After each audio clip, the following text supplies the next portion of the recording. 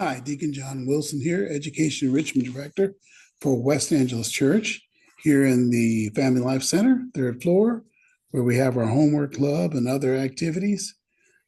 Just want to talk to you for a minute or two about the FAFSA this year. Now, before I do that, let me give you a little background. The new FAFSA rolled out 2 years ago, and since that time, well, that year it wasn't available till January 10th. And last year it was available, I think, the very end of December. But this year, the new administration vowed to get it out sooner, and they went to beta in September, and it was released October 2nd with some funny things going on. But right now it's very stable. I noticed that all the things that I mentioned last year that were a problem with the FAFSA seem to be fixed.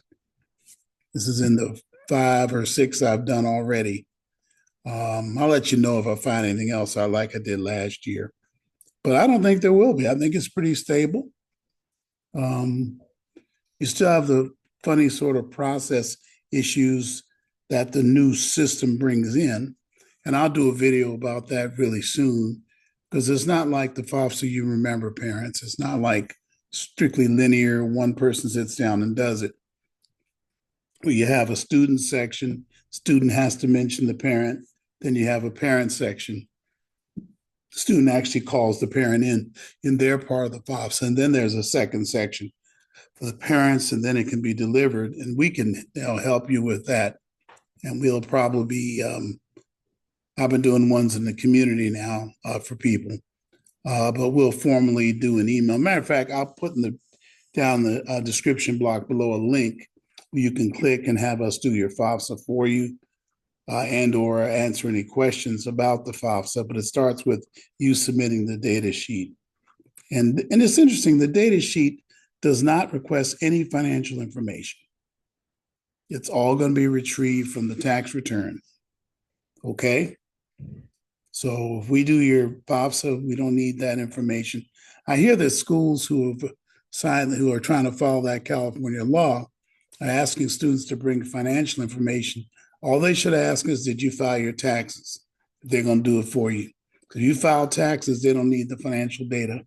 Parents, if you didn't file your taxes for listen closely, the FAFSA for 2026 is based on the income for 2024. And if you know you didn't file a tax return for 24, get it in. The deadline is October 15th anyway. But it should be in, and you should be on time every year after this, because financial aid is going to depend on it. Now, if you have not filed your tax return, you can still file a FAFSA based on estimates. But you don't want to really get into that. The schools will go slower on the financial aid award. We'll have more questions for you. So you want to wait until the tax return is filed, get that in, and then you don't need to provide any financial data to us.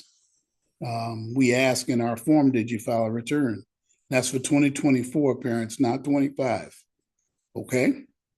This is all going to be based on that particular income.